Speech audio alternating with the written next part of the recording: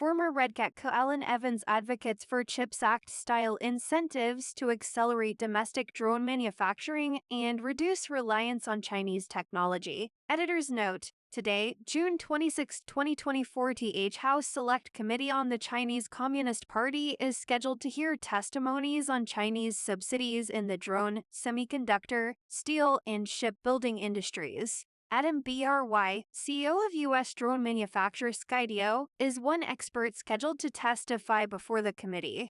By DroneLife features editor Jim Magill. As the U.S. government considers taking steps to limit the importation of Chinese-manufactured drones, it should also consider passing legislation that would incentivize domestic drone producers to innovate their products. The former chief operating officer of American drone company Red Cat Holdings said in an interview.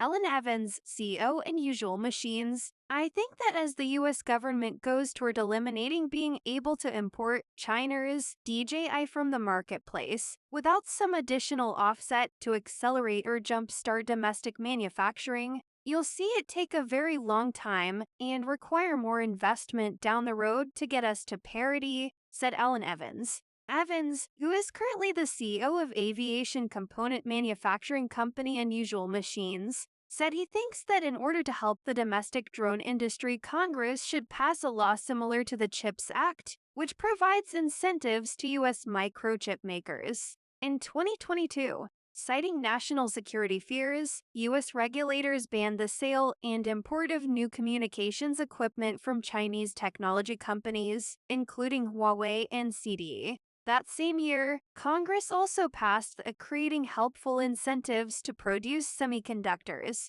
CHIPS, and Science Act, which allocated $53 billion in federal incentives for domestic semiconductor research, development, and manufacturing.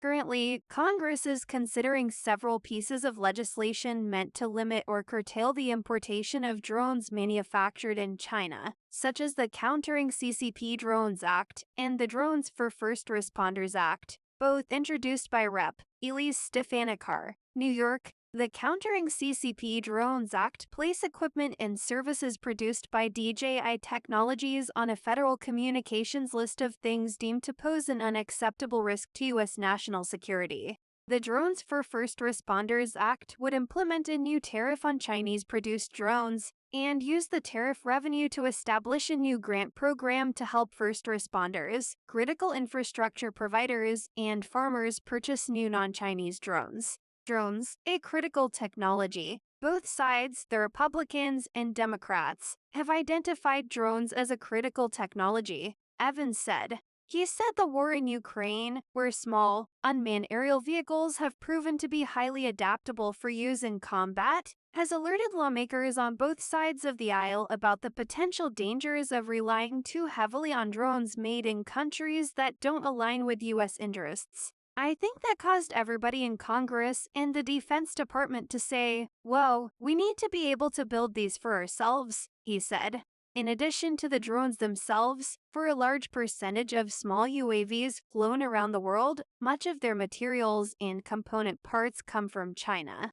This is true all the way down to motors that pretty much all come from T-Motor, which is a Chinese company. Most of the plastics come out of China, and these companies are all building, selling, and manufacturing a ton of material, both in Ukraine and Russia right now. Of the proposed drone-related federal legislation before the current session of Congress, Evans said he prefers the approach taken by the Drones for First Responders Act, as it combines levying tariffs that would increase the cost of Chinese-made drones, thus discouraging American consumers from buying them, while using the proceeds from those same tariffs to provide an incentive for the consumers to buy American-made UAVs. The importance of U.S. manufacturing. Evans said that any legislation passed to encourage the growth of the U.S. drone industry should focus on two main areas for incentives: research and manufacturing.